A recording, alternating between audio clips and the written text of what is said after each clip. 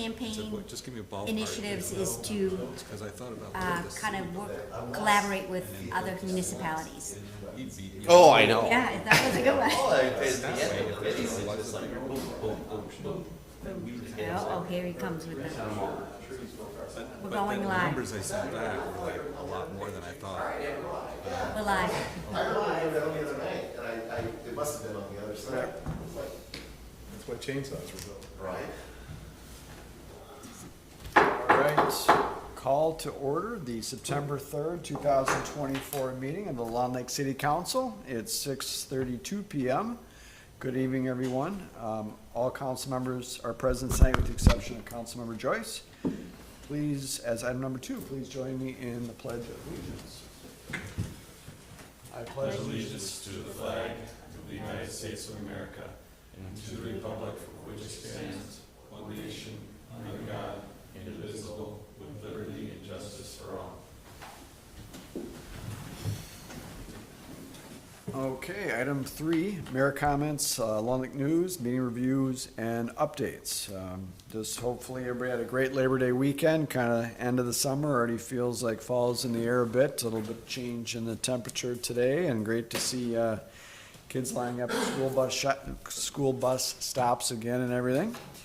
So hopefully a good weekend to all. Went to this state fair on Sunday and waited in the world's longest line to get into the state fair, so that was fun, but fun once I got in there anyways. I was absent the last meeting, so thanks to Mayor Pro Tem Divick for running the meeting. I watched that, he did a great job. Apparently I've got to make the meeting as quick as possible tonight. Got high standards to follow because I was so excited you guys got done early. It was nice. Quiet agenda, but no, you did great, and I see even you had clips of the meeting made its way around social media, so excellent job there with some of the comments you made, John. I'm sure we'll talk about that a little bit with fire department matters. Otherwise, we just finished a work session, city council work session. We were talking about the preliminary 2025 budget and levy, and that's gonna, again, preliminary. We'll talk more about that in the coming months here during council meetings themselves. Otherwise, nothing else significant to report over the last couple weeks since the last council meeting. So with that, we'll move on to item 4, which is to approve tonight's agenda. Make a motion to approve the agenda. I'll second. Thank you. A motion and a second. Any further discussion? All right, all those in favor signify by saying aye. Aye. Opposed? Motion carries unanimously. Item 5 is the consent agenda. Items A through D on the consent agenda tonight. I guess the main one I'd point out would be Birches on the Lake is hosting a 5K and 10K fun run to be held on September 22nd. So encourage residents and others to participate in that. So with that in mind, any questions for staff regarding items on the consent agenda this evening? I'll make a motion to approve tonight's consent agenda. Second. All right, motion and second. Any further discussion? All those in favor? Aye. Opposed? Motion carries unanimously. Item 6, open correspondence. Open correspondence is an item on the agenda during which the public may address the city council. No formal action is taken by the city council, and comments shall be limited to 5 minutes or less. Anyone wish to approach for open correspondence this evening? All right, good evening, sir. Mayor Brian Miller, Honorable Mayor, members of the council, Brian Miller, 295 Lakeview Avenue. I'd like to talk a little bit about roads. I have a friend who's worked for MnDOT for the bulk of his career and was a designer of the Super Tube. And every time he comes to town, he comments on the 30-mile-an-hour speed limit on Wayzata Boulevard there. And I know when Marty was mayor and there was a gentleman named Dan on Russell Avenue who's a big advocate, you were a part of it too, John, making that area 30 miles an hour. When I lived in Wayzata, just off Wayzata Boulevard, the speed limit there is 35. The point about my MnDOT friend is he comments on how slow it is because he knows roads, that big long stretch. And I would like to, I know, people are concerned about safety, of course, and 30 miles an hour, but it's just pretty darn slow for that whole long length. Personally, I think the county was going to make it 40 miles per hour, and we opted for 30.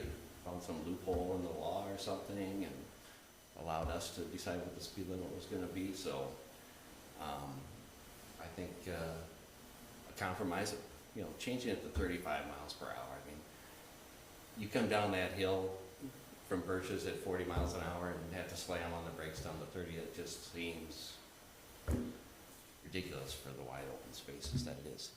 And then another comment is about Lakeview Avenue, Central Avenue, which have severely deteriorated this year. If you go drive on them, Charlie, I know you walk on them, there's huge holes now on Central Avenue, probably from all the rain, I'm guessing. And my MnDOT friend took my e-bike for a little spin down Lakeview, and he came back and commented without me prompting him about anything about what a disaster Lakeview Avenue is.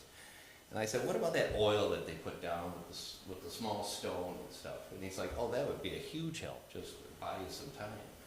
So, I don't know if that's an option down the road, I don't know what it costs, but is that the mill and overlay or something? No, that's just seal coating. Okay.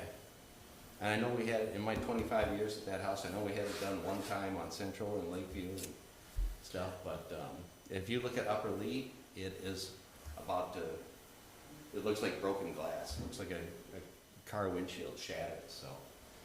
Just a couple of things I'd like you guys to consider for the future about the roads.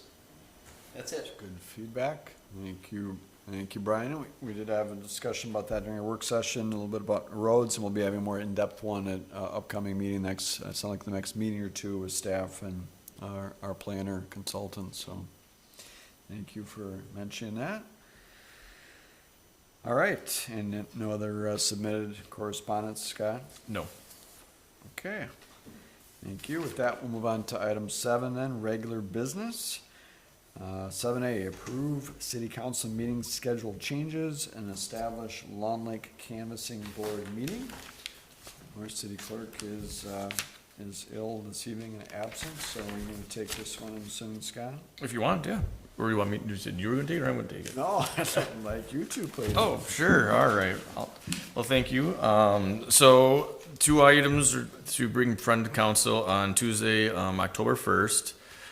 There is, the League of Women's Voters is sponsoring a candidate forum for Orono and some of the other surrounding communities. And then also there's additional, the vice president candidacy debate. I know there's been interest of attending one or both, or at least viewing them on TV. So the idea would be that we would start this one at 5:30, so that would allow us to get all of our business work done and hopefully get out before the start of those meetings. So the motion would be to amend the start time of that meeting to 5:30 by council's motion. And then the second item is that the 2024 general election will take place on November 5th. Along with the city's election, the council needs to is part of the canvassing board that has to do within 3 to 10 days after the general election. And looks like it's between the 8th and the 15th this year. So it is a state statute, and we would like to reschedule those other meetings to accommodate that. So the staff is looking to make a motion to schedule the Long Lake Canvassing Board for Tuesday, November 12th, beginning at 6:15, which would just be prior to our regular meeting, but maybe we would have a work session, before that too. And then the Tuesday the 19th be held on the 12th, and Tuesday the 26th begin at 6:30. So essentially we're just moving them 1 week apart, 1 week down. So it'd be a second and fourth versus your first and third. Okay, thank you. I'll make a motion to amend the start time for the Tuesday, October 1st, 2024 city council meeting to begin at 5:30 PM. Second. And then just another discussion about that, our question, then do we envision, Scott, we would not have a work session, I'm assuming that for that meeting? I would probably not be able to get something together for you to be able to attend. I mean, that'd be almost a 4:30 start if we had 1 hour or anything to look at. So, I mean, if something, worst case scenario, we need something to discuss or have to have a closed session, we can notice the council and give you a heads up, but. Yeah, if we have to do 4:30, We would, just make it work. yeah, so if something comes up, we can make it work. If we don't need a work session, we can just start at 5:30. Skip it for that evening. Mhm. Okay. All right, motion second. Any further discussion? All those in favor? Aye. Opposed, motion carries unanimously. So thanks for that. And then anybody with number two then, anybody have any major conflicts for any of those dates that are changing, meeting on the 12th or 26th. 19th? Or I'm sorry.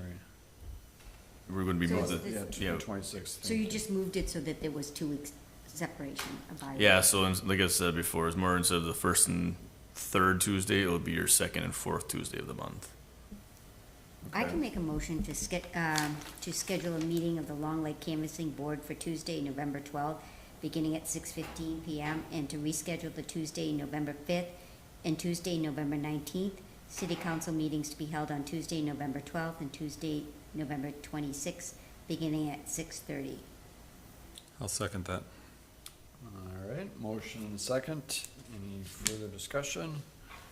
All those in favor? Aye. Opposed? Motion carries unanimously. All right, thank you for doing that, Scott, and I know, Jeanette was working on a quorum notice for the October 1st, League of Women Voters event for anybody who wants to participate, so that is in the works if. What time is that? I think it's at 7:00. Yeah, so we're just like, well, more than likely, we're kind of finding that this is part of the season where we have a lighter agenda, so get in, get out, and you guys will have your time to do whatever you need to do. I think it's actually at the Orono City Council Chambers. I think last time it was at the Orono High School Auditorium, so I'm not sure why they moved the venue, but. So it doesn't look like they're expecting a big crowd. Yeah, I would think there'd be a big crowd, so I can't, it doesn't make, not very logical to change the location, but I know, last time they had asked the Lake Minnetonka Communications Commission, which they're not a member Oh. city of, to come and film their event at the auditorium, and maybe that's a change this year. Now they can Yeah, do that it, makes sense. use their own equipment at the council chambers, but it's only a guess, I'm not sure. Okay, so with that, we'll move on to item 7B, updates regarding fire department matters. Again, I was on vacation for the last meeting, you guys had a good discussion about that. John gave a really good presentation that kind of cleared up a lot of the misinformation that the Orono Mayor continues to give out on social media and copy at the mayor and things like that, so appreciate all those comments you made, John, that were very fact-based and showed a lot of the inconsistencies coming from their side. So thank you for that. I think we'll continue to see more of that misinformation in the next month or two here in the election season, would be my guess, unfortunately. Otherwise, other updates in the last 2 weeks would be that there was an amicus brief was refiled by the group of former Orono mayors. So Orono's had a series of sort of maybe kind of I don't know, missteps when it comes to filing their appeal of the case or appeal of the injunction. Contempt. Say that again, please. Oh, the contempt orders? Contempt orders, yes, thank you. And they finally have gotten the latest one filed, and that allowed for the former Orono mayors to file their amicus brief, which in Latin means, or in English means friend of the court brief.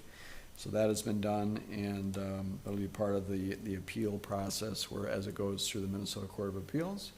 So we'll stay tuned for that, but we appreciate the former mayor's support. They filed their appeal in support of the city of Lone Lake and taking our side in this matter. So that was, again, appreciative. Otherwise, nothing else major when it comes to the legal case. There will be depositions coming up later this month and early next month for both sides to depose officials from both cities. Some dates are being worked out with the legal team when it comes to that. And other than that, I can't think of anything else that's too crazy or too noteworthy to mention over the last couple of weeks, unless others have thoughts. So have the depositions been noticed and the parties identified? Not to that stage yet, no, not been noticed, no. So, anything else anybody wants to bring up? or- Yeah, just on a more positive note, and I brought this up a few times before, at our fire advisory board meeting, the Orno, council members that were there, indicated that they would participate in the purchase of the new, utility rescue vehicle that we're expected to receive in early 2025. If they knew that we, Long Lake, would buy it outright at the end of the contract. And so we've discussed it informally here, but I think it's going to be an item on the agenda when we're budgeting, you said, Scott? Yeah, I think what the ideal will be when everybody comes together and understands what the general fund looks like preliminary levelly at the level levy setting. I'll probably have that as a motion as part of that, or at least get direction from council to provide a notice to their admin, however we want to do it. Right, because I personally felt comfortable saying that, yeah, I think Long Lake would buy it out. I think the fire department needs it. Chief Highland has indicated that. It's $240,000 purchase. But if they were willing to buy it under the terms of the contract until the end of the contract, if we part ways, then if they needed a commitment from us, we would take a vote, I guess, on that, and then we can pass that information. If it passed, I told them I'm only one of five, so that was my opinion at the time.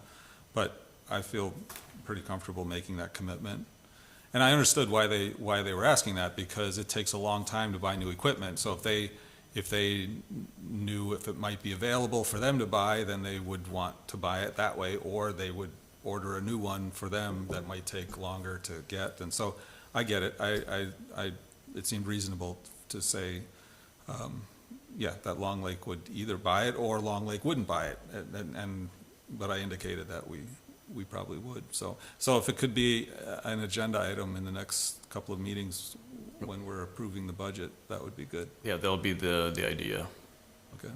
So we'll do that before your next fire advisory board meeting is on October 23rd, so we'll do it before. Right, yeah, if we can do. Well, we have to certify our preliminary levy by the end of September anyways. Right. So it's So all then gonna we be a could- package Yep. idea. So then we could bring that information to that next fire advisory board meeting and see if they're still willing to do that. Sure.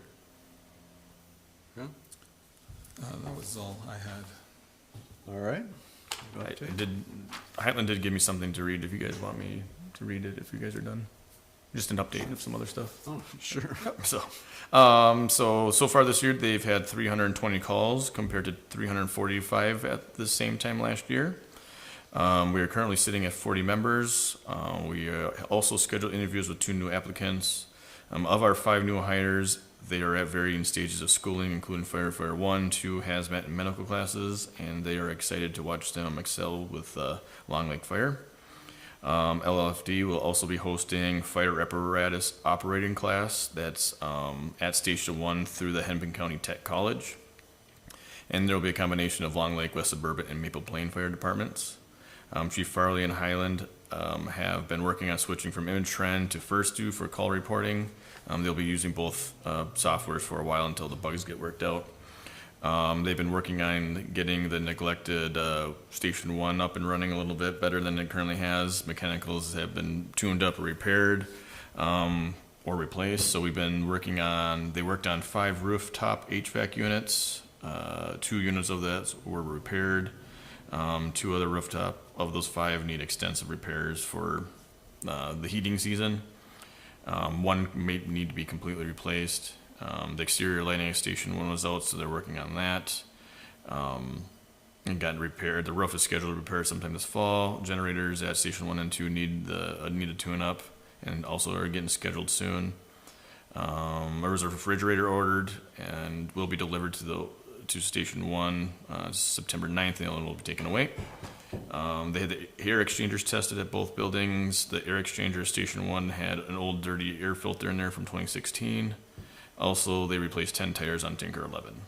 So as of right now, this is pretty much last year was all fleet. This year has been all the buildings, and so as of right now, they're getting pretty good to go on all things. So just want to give a little tidbit of what's been happening since last couple meetings. Nice. I know we talked about some of those things at the last fire advisory board meeting too, as far as HVAC issues and equipment that might need repairs and that sort of thing as part of the budget for next, factoring that into the budget next year. And Yeah, so some of it's in this budget this year. We've been doing really well with keeping things on budget, so there is some little room on some stuff we've already scheduled and have it in the line items, so. nice. They use the duty crews for some of those things. No, the HVAC stuff is hard to get on the roof and stuff, so we don't have our guys up there. Yeah, light bulbs and stuff, but okay. Right. Good update. Sounds like they've been busy. Mm-hmm. Excellent. So, all right, nothing else, then we'll go on to other business already. Item number 8, Councilmember Qualley. Nothing. Yeah. Me, thank you. All right, Councilmember Feldman. I'm good, thank you. Oh, Councilmember Dybek. Well, I know we don't normally respond to open correspondence, but I would like to respond to Brian Miller's comments. And Brian, this is completely respectfully disagree, very respectfully, but on the speed limit. That was a very important part of the turn back to me personally, because, well, first of all, there's plenty of county roads that go through small, downtown districts that drop to 30. I remember researching it at the time. And also because we're trying to make our downtown area very pedestrian friendly and oriented, and that's why for that half-mile stretch, having 30 miles an hour was very important to me. But so, well, we can just agree to disagree on that, but, Fine, I'm but- gonna drive 35. I mean, I'm kidding, Charlie. well, actually, you know what, that's partly true, because you set it at 30 and people go 35. You set it at 35, people are gonna go 40, so anyway, that's Coming down that that's my, hill. I know, it's All tough, the way to Martha Lane, yeah, you know. Are they policing that pretty heavily? yeah, I see them. Well, there's also the island of refuge. That's kind of why they had to back it down too. Remember, Yeah. you're crossing right there, Yeah, right Yeah, along the because road. the Worzer Trail crossing is right down there, Right. and I in know fact, that. we're still, I made a point of observing how many people are crossing it and stuff, because I go up and down. yeah. I mean, we're still, well, we've talked a long time about putting in some sort of pedestrian metered, or not metered, The lights. but lights, yeah, you Yeah, push the I button. thought that would probably be a good idea. But, and there again, slowing down from 35 to somebody crossing is harder to, 5 through the residential neighborhood of Wayzata. well, Well, yeah, a lot of that's not, yeah, I mean, I said my piece. anyway, I say it respectfully, and it's just my belief on that, so. That's all I had. anything else? All right. Just a couple of quick things. Zavago grand opening. Jeanette, I think they contacted me first, but I had Jeanette disseminate that to the council, so it'll be on Thursday, September 19th at 3 p.m. Everybody's invited to attend from the council. I know some staff will be there as well. Great group of new residents, or newer residents now, over at Zavago. So join us there if you can. The quorum notice is being posted for that. Thanks to Public Works for maybe about 3 weeks ago replacing the holiday tree, Christmas they tree, did. whatever we want to call it, at Holbrook Park. Yeah, we have a new tree over there now. So they. How tall is it? Not very big. It's going to take a bit to get to that think, what, 8 feet, maybe? White House Christmas tree size or whatever, but Rockefeller Center. So it's not huge now, At but least it's alive, right? yes, it looks full and right. And then I think staff is going to do have some electrical work done too, so we have a outlet kind of close by so that we don't have to run like Oh, a yeah. series of extension cords in the building. So that'll look nice at whenever our tree lighting ceremony is in December. So thanks to staff for that. And then it is events in our neighboring city of Wayzata coming up here in the near future.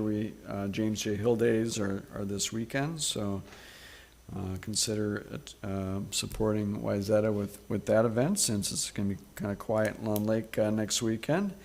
And then the weekend after that is the Wayzata, I've been told, is the Wayzata Fire Department annual pancake breakfast. So we always like to support our neighboring cities in their pancake breakfast. So Will a quorum notice be posted for that one as well? I think at least two of us plan on attending. So if others do, I reached out to Jeanette today, so I think she's gonna. oh yeah, Okay, that's she right, you did did. do that, yes. Yep, absolutely. So that'll be on the Sunday, the 15th. So it'll be prior to our next meeting. There, 8 a.m. pancake breakfast, 8 to noon. Otherwise, that is it. For me, that's it. That's good for me. Scott? That's all. I don't have anything. All right. Did you beat? Gosh, we're gonna be close. It's gonna be close to last meeting's record. I don't know. You sure you don't have anything else to add, John? All right. So our before we adjourn, next meeting to confirm will be on Tuesday, September 17th. Probably an EDA meeting, I believe, at 5 or 5:30. Day before that, there'll also be a park board meeting, and on the 16th as well. So, all right. So if there's no objection, I'll adjourn the meeting by general consent. Hearing none, meeting is adjourned at 6:57 p.m. Have a good night.